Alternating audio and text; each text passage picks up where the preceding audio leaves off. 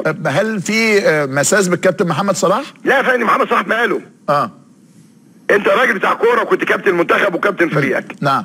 محمد صلاح ده مستلم اول امبارح، وبقول لك تاني اقفل معايا وكلم شيكابالا من فضلك كابتن الفريق. شيكابالا معايا على الخط الثاني يا فندم. تمام، كلمه. نعم. قول له ايه اللي حصل لكم الشهر ونص اللي فاتوا والشهرين اللي فاتوا؟ يعني انا بحاول اعالج دمار، علم الدمار نفسيا ومعنويا. انا جبت بتاع اللياقه البدنيه، واخد بالك؟ قال لي نفس الكلام، علم الدماره. انا باحترامي الكبير الكابتن محمد حلمي، يا ريتك ما كنت رجعت. يعني انت راجل المرحله الثانيه ما كنتش عايز ترجع، ما كنتش رجعت، لكن عندي حاله دمرت. يعني سيبك من كلام انا. يعني وانا مدي تعليمات المشرف على الفريق يا كابتن ملوش علاقه بالفنيات، المشرف على الفريق انه يوفر لهم جيم، يوفر لهم اوضه اللبس، يجيب لهم لبس، يوفر لهم كل اللي عايزينه لبن عصفور. تمام؟ وليه في تعليمات مالكش دعوه بالفنيات، حتى لو لقيت الدنيا خربانه اوعى تنطق. ده الكابتن اسماعيل يوسف؟ لا مش عارف ايه، احمد مرتضى. نعم. تمام؟ لا اسماعيل يوسف ده مدير كوره. نعم. تمام؟ يعني احنا كمجلس اداره حاطين الراجل ده، قلنا له ايه دورك هنا؟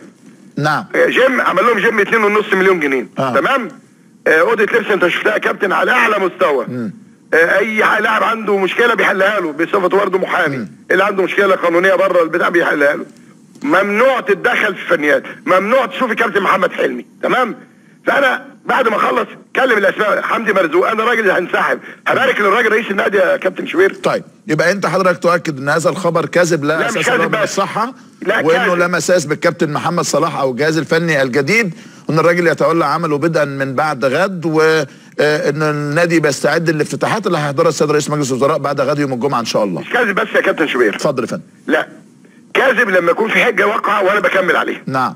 لكن انا بقول تاني بتحدى ان حد طلبني، او انا طلبت حد من ساعه ما نمت لغايه ما باركت للاخ حمدي، دكتور حمدي مرزوق رئيس نادي الشرقيه، ومكالمتي اللي هي بتاعت الاستاذ احمد سيد نجار واطلبه، اقول لك استاذ مرتضى كلمني، بحث طلع ان الاهرام واخد وكاله انباء الشرق الاوسط، عايز تليفون الاستاذ علاء حيدر رئيس وكاله. نعم.